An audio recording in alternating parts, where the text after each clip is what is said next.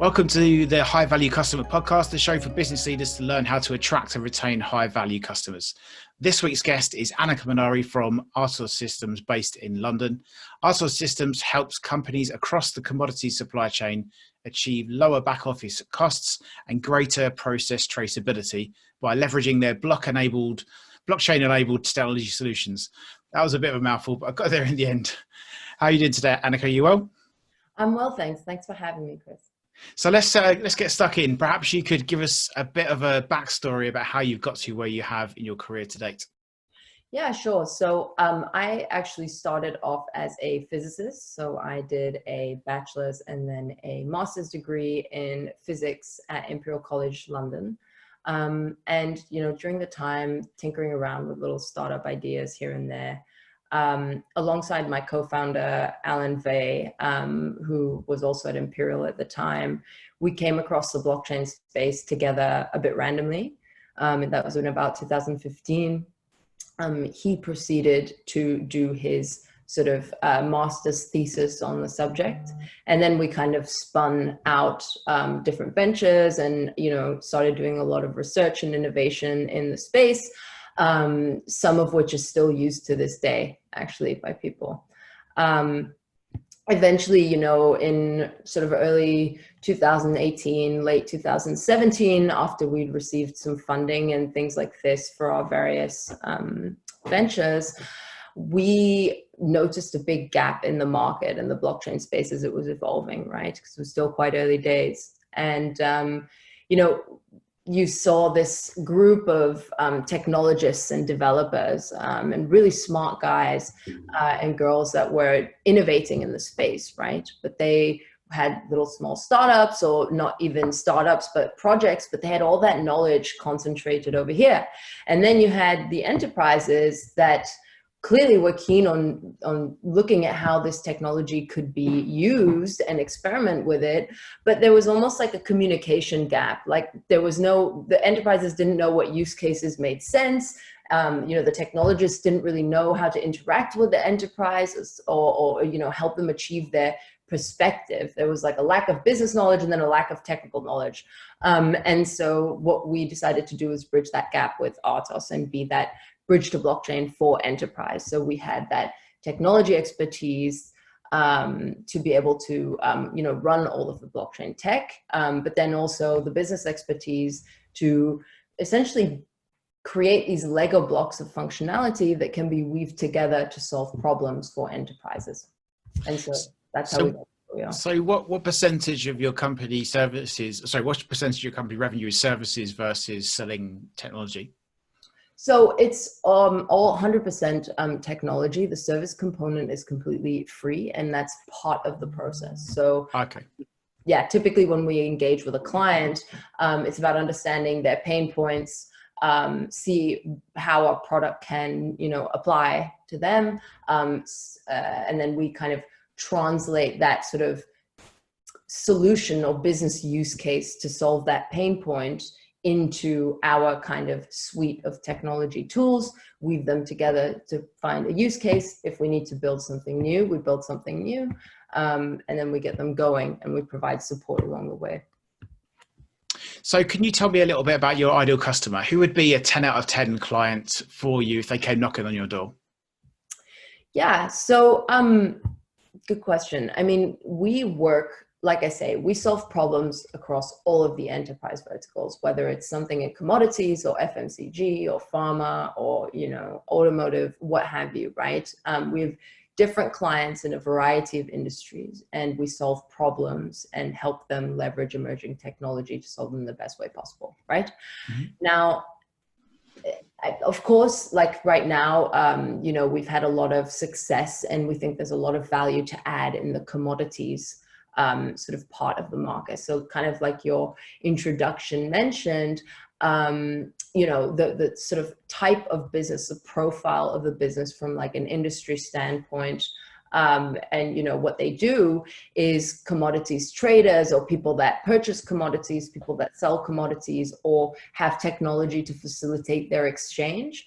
We're able to add to them quite a lot of value with respect to that back office efficiency. So anyone in that kind of supply chain We can bring them faster trade settlement, faster trade confirmations, greater trust and visibility over product authenticity, and the ability to open up new markets and revenue streams, essentially.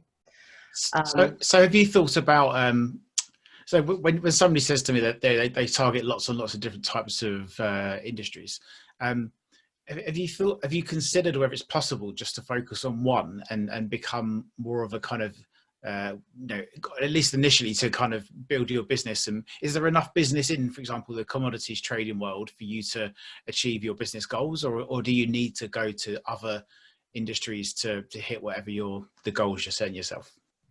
Yeah. So it's an interesting question, actually. We get this from people quite a bit. The way I look at it is this. I mean, even when you speak to some of the clients that we have, one of the reasons why they chose us over other providers is, of course, building that blockchain expertise within their organization and empowering them to innovate themselves on our platform. That, of course, is vertical agnostic, right? But the reason why they chose us over a more vertical specific provider that, for example, has really dug into a problem that's specific to a vertical and done like some of that other process mapping and things like this, they picked us because they actually preferred that we were thinking laterally, and our kind of Lego blocks and tooling of functionality that was available to come up with a use case, and our ability to think through a use case was actually quite wider and a bit more innovative, simply because we've worked across so many industries. So we have all of that knowledge feeding back in to come up with the optimal solution to a problem, or maybe even identify a problem that's suitable to this technology that maybe the client themselves didn't really think about yet. So I think, in terms of business goals, in terms of like ease of, closing deals, of course, there's a certain amount of accounts and penetration you want within a specific vertical before you move further.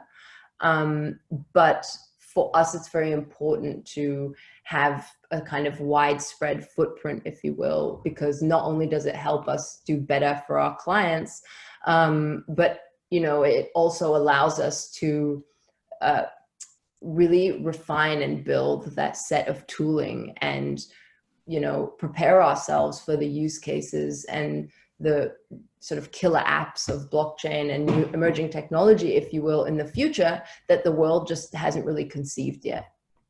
Have you noticed any challenges with regards to marketing and sales in multiple verticals versus just sort of focusing on one? Is it more challenging, or have you tried sort of doing it both ways? Yes. We have tried both ways, and it can be challenging. The way we approach it is we're just very scientific about it. So in the sense that, you have some components that we've built, right? So perhaps it's like a marketplace product for e-commerce, for example, right? And that has a series of components, like a way to prove product quality, a way to facilitate the financial transactions, a way to add documentation, a few different components, right? And what we do on the product side is we define, okay, this is what this thing does. What industries does that apply to? What sort of use cases can it facilitate? And what are the total addressable markets and, the types of accounts or the types of people in those industries that it would benefit? And then we get a list of accounts and we penetrate those accounts as well as we can, combined with a sort of combined marketing sales strategy for target account-based marketing. And then once we've done that, typically we'll get more features built as part of penetrating that market, maybe more ideas for use cases, and we just kind of do the same thing again. So it's quite scientific, the approach. And yeah, I mean, the other point that I would like to make on this is often when you think about penetrating an industry all the way, so let's say we picked FMCG, it becomes exponentially more difficult to gain market share, like the more of it you have, that, typically like you have to get more and more specific about what you're doing. You have to really become an expert in that industry and stuff like that. That's not us. We're blockchain experts, and we can provide that expertise and build that expertise within your organization. You guys are the experts at what you do. And so part of that is also treading that line of, yes, we want to penetrate a vertical, but only insofar as much as we're able to add value as a emerging technology provider, rather than someone that's actually changing the way the industry works with, something very specific to their processes. So in terms of your ideal customer, have you been very clear on who that is from the start of the business, or has it changed over the time that you've been running the company? Yeah, I mean, of course, I think I'd be really surprised if you had someone come on here and say it never changed. But no, I think one thing that's interesting to mention is the more sort of soft or subjective characteristics, if you will, about the individuals who are decision makers within the company. I think that's actually always stayed the same. And, we've tested a hypothesis, and we've, of what we thought the right person would be, and it's turned out to be true. So we actually seek that, and we rank companies on our account list based on the ability to identify those personality types. So, typically what we try and look at, and we've always looked at this, right, is someone who's forward thinking, right? A company that in their DNA, they have this desire to be the market leader. They're forward thinking. They want to adopt new technologies. They're not scared of fundamental change. The other thing is they have a basic understanding and or interest in blockchain. So, they've read a little bit about it, or they want to learn more, what have you. Typically, it's a mid to large size company, not necessarily the market leader. We do work with market leaders. We're happy to do so, of course. But, as part of that push, that ambition to really challenge the status quo and, leverage emerging technology to become a market leader, of course, then, your ideal customer is someone slightly below that. And then, yeah, of course, if they have an existing engineering and technology department, it makes it a little bit easier with integrations and stuff like that. So those are the core characteristics that we have always had. Now, the ideal customer, like in what vertical and what kind of company and what they do, of course, that's changed as we've developed more and more functionality and also seen what worked in the industry and what didn't. So you mentioned that you come up with a list of accounts and then try to rank them. Can you elaborate on a little bit on how you rank them? Do you use a bit of software? Have you just got a spreadsheet? Like what does the process look like for you to rank these companies based upon whatever criteria you come up with?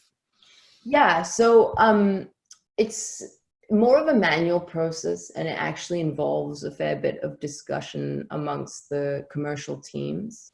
And product as well, because it's first of all, you learn a little bit more from doing exercises like that, but then also just like, on a Scrum team, people will score the work coming in. It's like a similar idea in the sense that people have different opinions and different takes on it based on what they know and what they do in their conversations in market and their opinion of things, right? But ultimately what we do is we come up with a scoring criteria. So, a few of the factors are around product fit and how much, potentially bespoke work would need to occur to fulfill the kind of use case we're thinking about. Another thing are some of those commercial factors, of course, revenue, headcount, things like this, but then also those more soft qualities I was alluding to before. There are other characteristics as well about specifically what the company does, right? So if it's super close to a company we're already working with, then that's quite good because it's almost the same process that we're reusing. Whereas if it's a bit different, then obviously it will require a little bit more work and a bit more thought before just leaping into, some kind of engagement with them. So anyway, we come up with, we numerically define how much each of these categories are worth, their weight, if you will, and then we go account by account. Typically it's one person that does this, but maybe there's a discussion and we come up with a score. So is that a process that's just done like before you try to do business with them, or does it kind of flow into the kind of discovery stages of the sales calls and what have you? Like, is it something that is just at the start of the process, or do you carry on that scoring through the sort of buying journey? I mean, we certainly, its utility for us is in sort of defining the campaign, right? Mm. So again, typically the way we do it, right? We have these, with that bridge to blockchain, with those Lego blocks, we build a few, we do a use case, we decompose it into what's, the tools that have created it. And then we say, okay, where else can we apply this? Where else does it work? And that's a hypothesis, right? We research the problems in that industry. We research about the companies in that industry and what they do. And we come up with what we think is our best guess at a value proposition to that industry by leveraging our existing products. We have to then test that hypothesis, right? We can't just assume that whatever we come up with without speaking to customers is viable.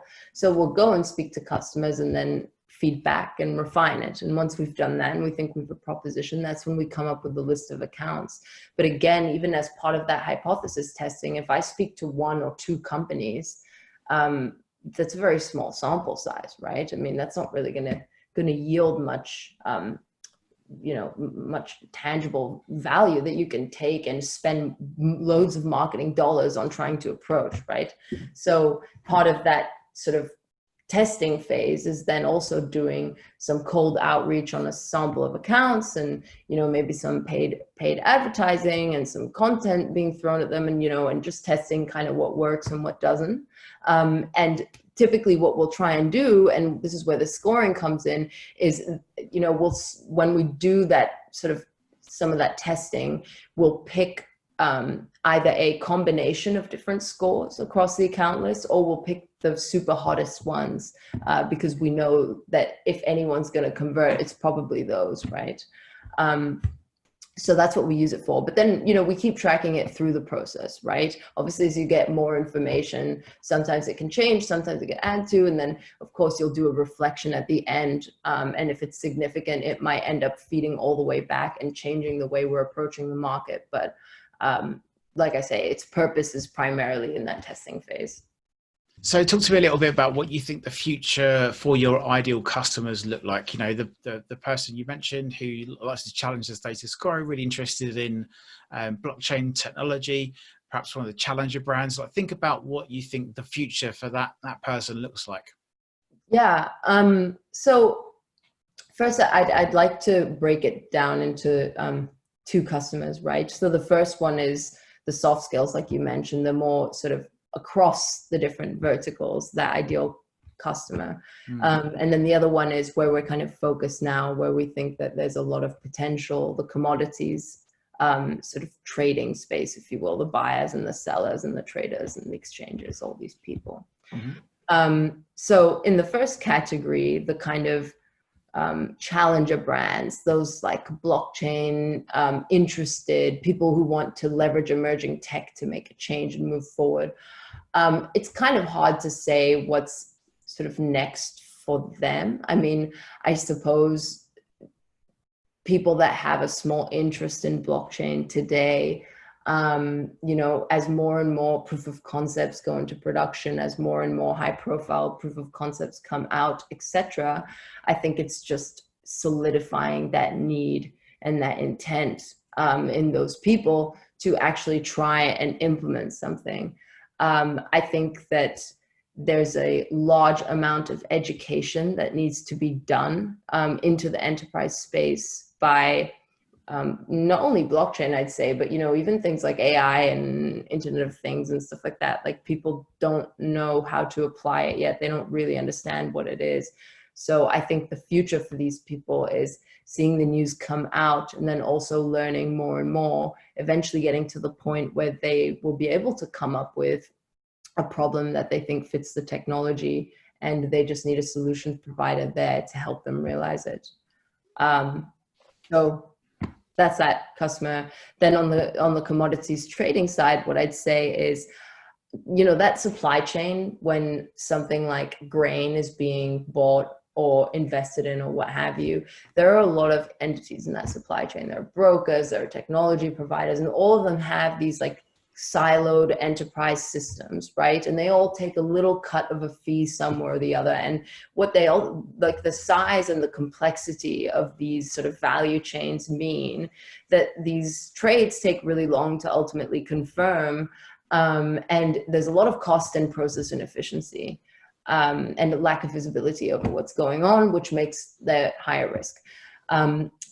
With technology like blockchain, with what you're starting to see, and even normal sort of Web 2.0 technology, you can disintermediate that. Buyers and sellers can connect directly to each other. You can create virtual exchanges online. You don't need like a big London metals exchange place to facilitate this,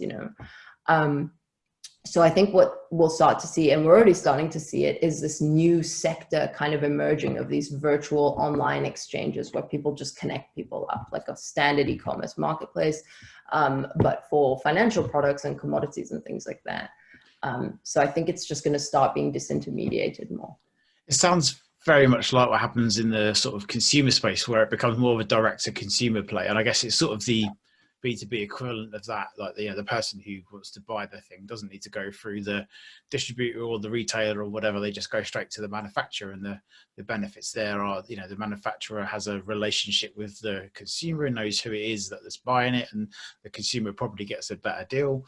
The internet has enabled that kind of thing to happen in the sort of B2C space, and it sounds kind of a similar sort of change that you're advocating is going to be happening more and more in the sort of B2B or the commodities world. Yeah, 100%. I mean, I'll give you an example, right? Like, one of the clients we have, we enabled them with our technology to facilitate a marketplace for people who want to invest in metals, precious metals like gold or silver, what have you. And then on the other side, people that, mining companies that actually are producing these goods, right? And in a traditional process, you'll have banks and they'll have to look at all the due diligence, and then one confirms and then the other confirms, and it just takes really long. And with the blockchain, what we were able to do is we made it like you could just configure an approval process. So all the data is put in the same place rather than it being manually sent bank to bank, person to person, all of this, and taking like 10 days for everyone to have it. Information's put in one digital realm. Everyone's notified, and then you can just set who has to approve what for the trade to go through, and it's just so much faster. And you obviously couldn't do that 50 years ago, but now you can, So I was going to ask you a little bit more about how your business fits into that future, but I think you kind of alluded to the, I guess helping to manage that kind of process, like the investment in rare metals or whatever. So I guess it's making it's making those kind of processes a lot more simpler, and perhaps in your own words, just give us a summary as to how you think you're working on enabling that future, maybe where you are today and where you as a business are looking to be in the future. Yeah. So, in this particular vertical, I think the way we're going to be a part of that future is exactly as we've done for this client, but then, also doing it for directly to people that trade commodities or that, actually own them and are selling them themselves, what have you, all of these different actors, providing them the technology, where the nuts and bolts or the sort of pipe system that sits underneath their current activities, and what we can do by securing their documents and creating a better communication mechanism between all of the different stakeholders, and adding a lot of trust to the quality of the product that's being sold, letting them prove their adherence to different standards, etc. All of this stuff, we have different components or tools that allow you to do this. And, we plan to provide it to all of these people so that they can streamline it themselves again, so they're not disrupted by someone coming out. They're actually able to facilitate this themselves from the inside. So talk to me about how you provide value to your ideal customers. So think about, try and explain to us a little bit about what would the ROI be of investing in your services. Perhaps give us some sort of ballpark figures about what somebody might be investing, and then perhaps some ballpark figures in terms of what the return might be on that sort of investment. Okay. So, as a starting point, right, I think it's really important to note that we don't charge people and build things for the sake of it, right? Like, part of our discovery process is identifying the pain point and then valuing the significance of that pain point. And every single time, for every client we've had, and I would say for every client we have, what we charge the people is significantly lower than the value that they're gaining from having a solution to their problem. And that's, our ethos as a business. That's the point of using these sorts of technologies. But, it really depends on the problem, right? So, for example, some of our solutions, like I was telling you about in commodities or logistics, I think it's like 20 to 30% of back office costs are to do with manual information flows, right? So processing paper, processing emails, copying all of that stuff over, right? And with our solutions, we completely eliminate that. So let's say it's a $5 million company, or for simplicity, a $10 million company, and they have, I don't know, let's say a 10% net margin. Then, we're able to bring them enough value to significantly increase that, since 20% of their cost is going away.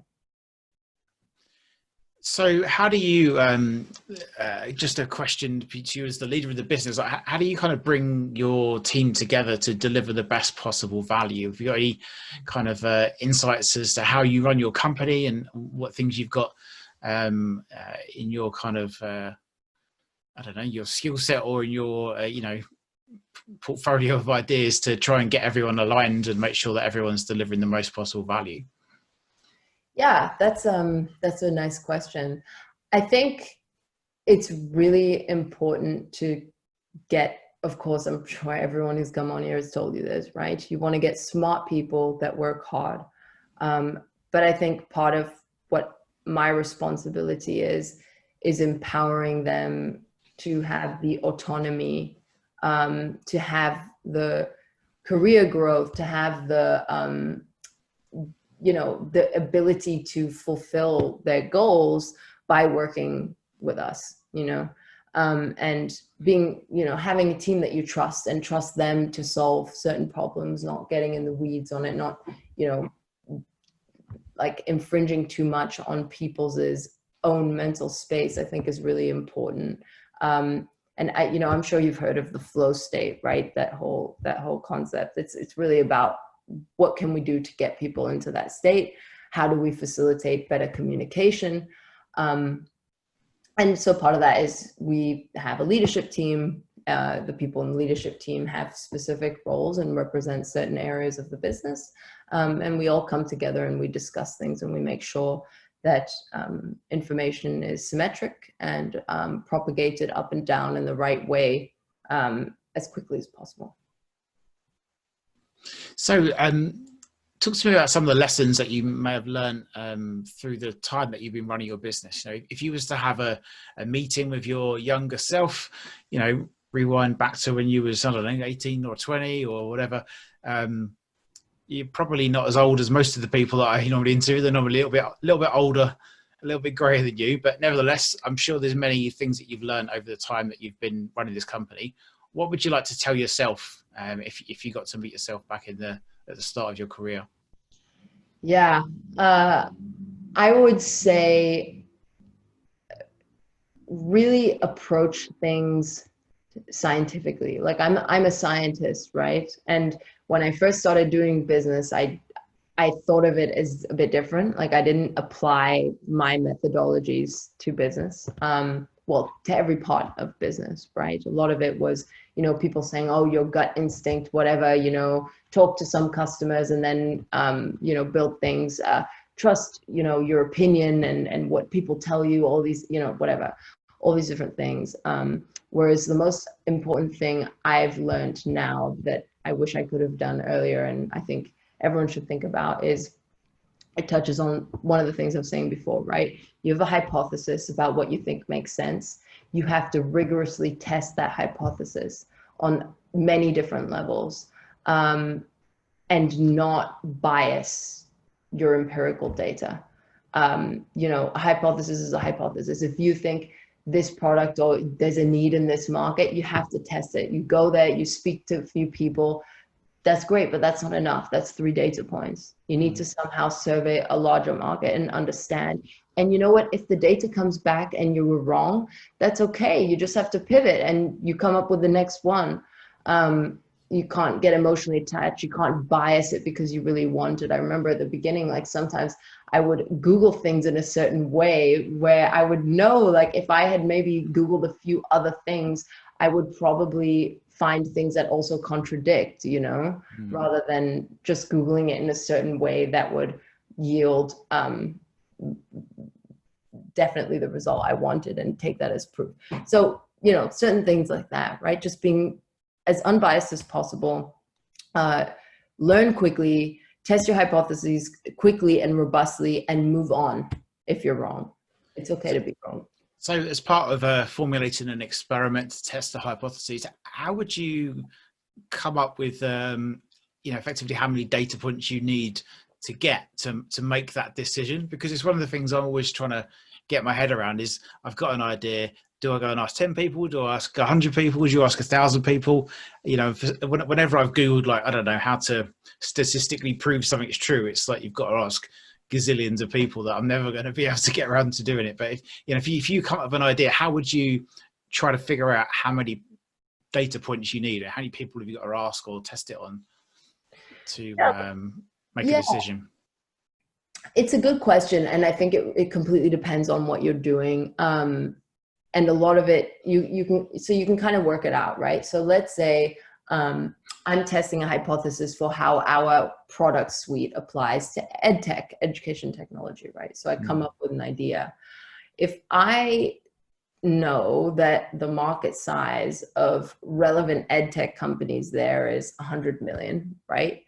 Then, what's realistic? What would be very impressive? What would be a goal? Okay, get 5% of that market. So if I got 5 million, that would be really great.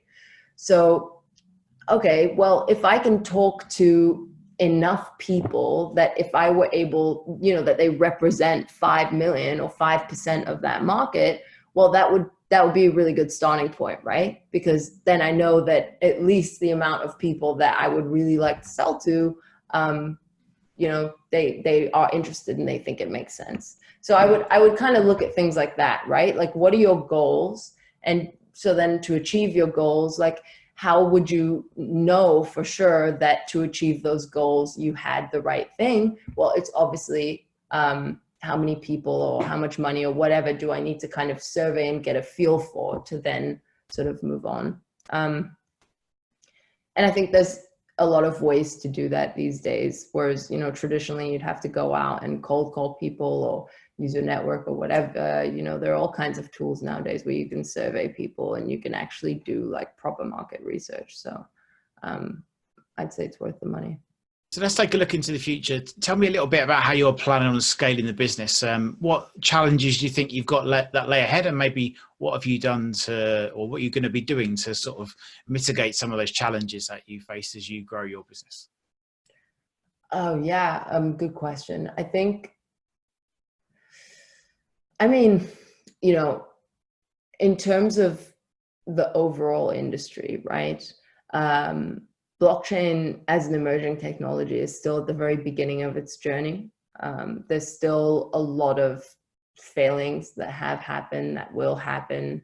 A lot of money will probably be lost again. And those are systematic risks that me as a business leader with a whole team of people that I have to look after, and also fulfill ambitions, you know, those are risks that you have to think about and be able to mitigate and make sure that you can deal with them, right? If there's another crypto crash, or if, you know, someone like quantum computers come out and break all the, you know, like the cryptographic security, you know, these things could happen, right? And there's no point in like planning for it and things like that, but just kind of always having in the back of your mind that, you know, we're not providing this technology. That's not what our value add is as a business. Like, we are helping people solve problems, right? And the way we do that is also on the business side. It's helping these people understand their problems and providing solutions to those problems, in terms of like an architecture or a design. And, you know, we build product that obviously facilitates the solution, but, you know, we can be flexible about what sits underneath. You know, if we need to pivot, or we need to change some things to adhere to different security standards or what have you, we can do that. And we've built the company to make sure we're agile and we're able to pivot quickly if we need to. So that's what I would say is one thing. Like, with this early technology, you never really know what's going to happen, honestly. The second thing is probably, I mean, you know, also in an industry like this, you have big heavyweights, right? I mean, I think it's been the same like in ERP and in CRM and all of these things. You know, you always had like two big technology conglomerates like IBM kind of battling it out with someone like HP and IBM, right? And it's similar in the blockchain space. You got, you know, IBM, huge, they do really good things, they have great use cases, and it's also about how do we go up and show that actually we're able to provide something as good, if not better, than IBM, but no one gets fired for hiring IBM, as they say. So yeah, there's definitely a little bit of a challenge there. And the way we're dealing with that is we're embracing our ability to be nimble and be agile. You know, that's something that they can't do, but we can. So making sure, I mean, that's also why I spoke to you about that product suite, you know, those different components, those Lego blocks that come together. The truth is, there is no killer application of blockchain yet, like, you know, AI is for autonomous vehicles. That's just going to really change everything. Of course, there are a bunch of other things, but, you know, there's nothing really like that for blockchain yet. And it will come, like, at some point when people start using it properly, we will find the best use for it, but we don't know that yet, and we can't predict it. Just like social media with the internet. When the internet came out, no one would have known that, right?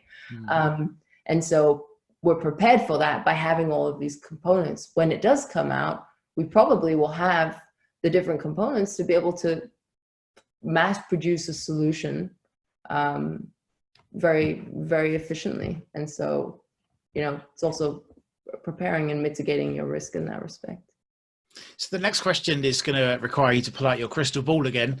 And I guess it's a bit of a fictitious one, but imagine you opened up your bank account, you found an extra 100 grand in there, and you're like, well, I'm going to spend this on something in my business. What would that thing be you would invest in that perhaps it's just on the edge of your budget, didn't quite make it into the budget this year, but, you know, if you had an extra grand, what would you be thinking that you'd spend that extra 100 grand on? Sorry. Good question.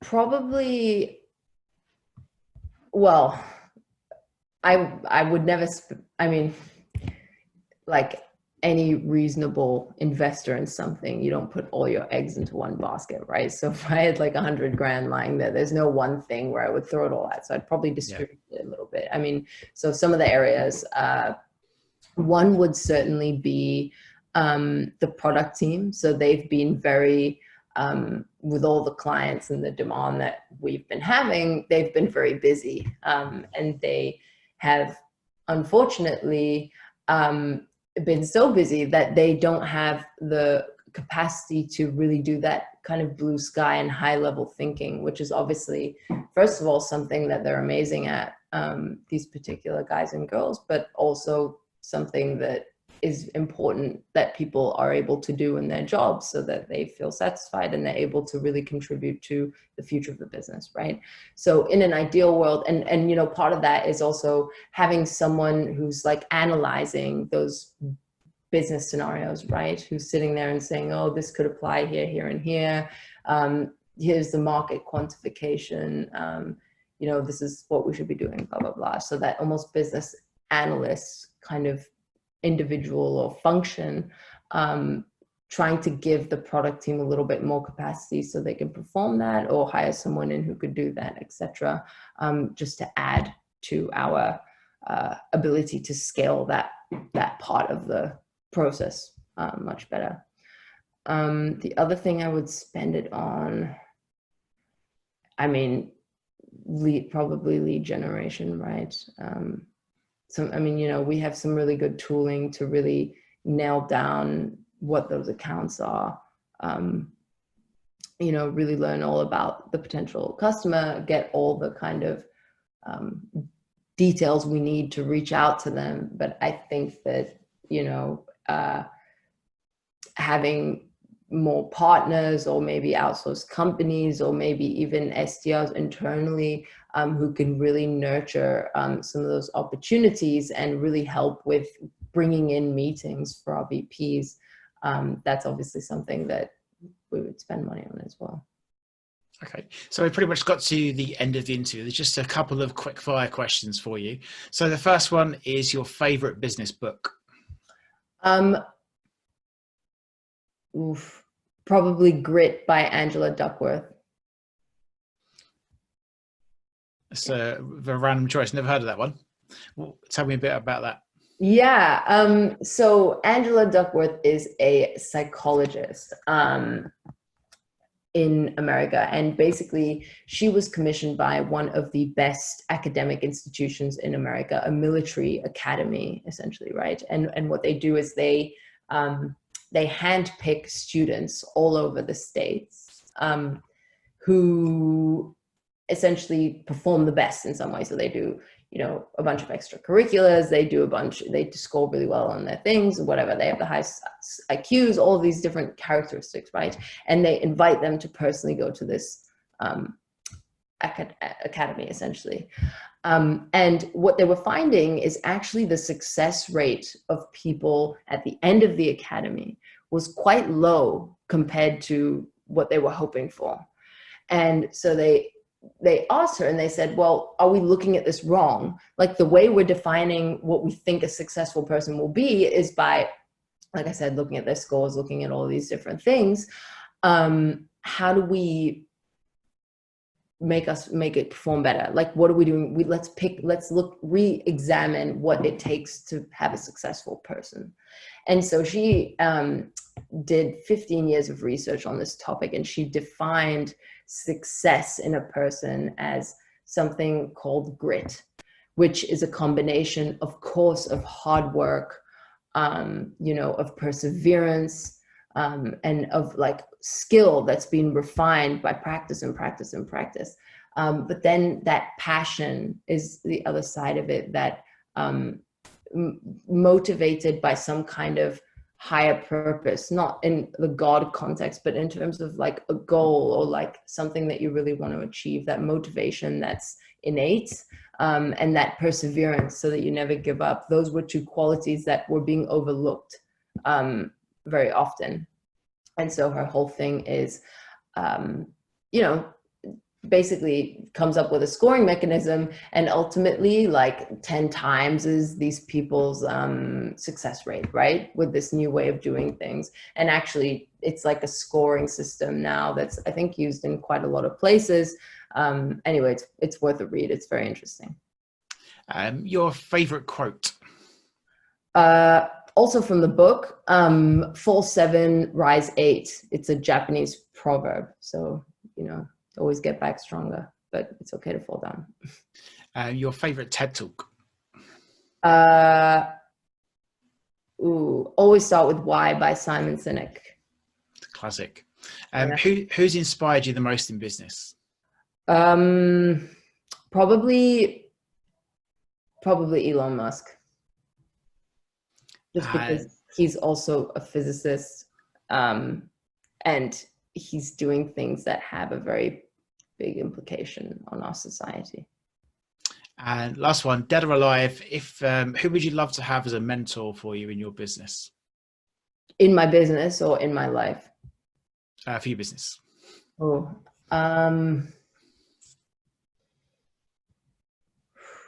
I don't know. That's a difficult one. Okay, probably Peter Thiel. Well, maybe not these days, but let's go with him. So just to wrap things up, is there anything that you'd like to share with our audience that I haven't already asked you? No, just look, I mean, first of all, thank you very much for having me on.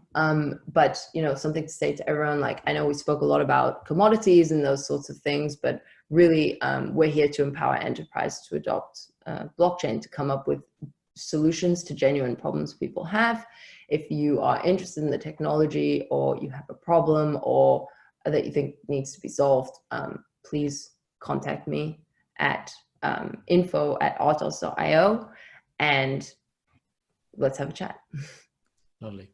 Thanks a lot for your time today, and I look forward to catching up again with you soon. Thanks so much. Take care.